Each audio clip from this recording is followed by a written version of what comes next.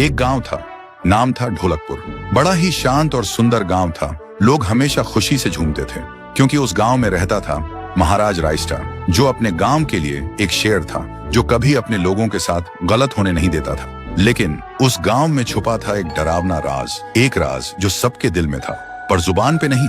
गांव के बीच एक सूखा हुआ पेड़ था जिसे लोग कहते थे श्रापित पेड़। ना कोई उसके पास जाता, ना कोई उससे आंख मिलाता।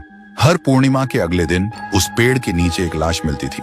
लोग कहते रात में कोई आता है और लाश छोड़ जाता है, लेकिन कभी किसी ने कुछ देखा नहीं, और देखता भी कैसे। जो देखता वो अगले दिन पेड़ के नीचे होता था। एक दिन रायस्टार ने ठान लिया, बस अब और नहीं, इस राज का अंत मैं ही करूंगा, क्योंकि ढोलकपुर का नाम मिट्टी में मिल रहा था।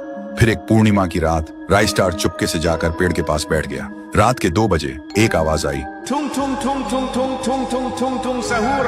और फिर वो पेड़ भूत में बदल गया। वो भूत कुछ अजीब सा था, एक भयानक शैतानी हंसी वाला चेहरा, आंखें बड़ी बड़ी। वो पेड़ चल के एक घर के गेट को जोर जोर से खटखटाने लगता है। तभी एक आदमी डर के मारे आवाज सुन के बाहर निकलता है। वो भूत अपने लकड़ी जैसे हाथ से एक ऐसा थप्पड़ मारता कि उसकी सांस वहीं थम जाती है, और उसी जगह उस लाश को ले जाता है और वापस फिर से पेड़ बन जाता था। देखते ही रायस्टार का दिल कांप जाता है, पर वो कुछ बोलता नहीं।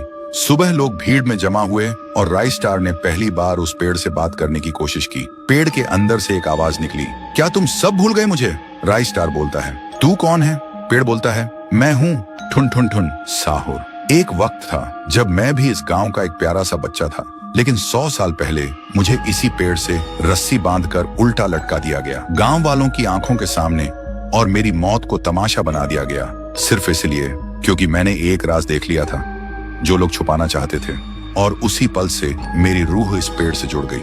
उस दिन से मैं इंसान नहीं, एक सज्जा बन गया, और हर पूर्णिमा में एक राजदार को चुनता हूँ और फिर उसे उसकी खामोशी का हिसाब देता हूँ। रायस्टार बोलता है, लेकिन अब तो वो लोग मर चुके हैं ना, जो तेरा कसूरवार थे। अब तू मासूम लोगों को क्यों मार रहा है? पेड़ कुछ देर चुप रहता है, फिर बोलता है, ठीक है, बस एक बार मुझे याद करो, एक दिया जला दो, फिर मैं कभी किसी को नहीं मारूंगा। फिर रात में सब लोग आते हैं, एक एक दिया जलाते हैं, और तभी पेड़ अपने आप से आग पकड़ लेता है, और आखिर में मुक्ति मिलती ठुन ठुन ठुन साहुर को।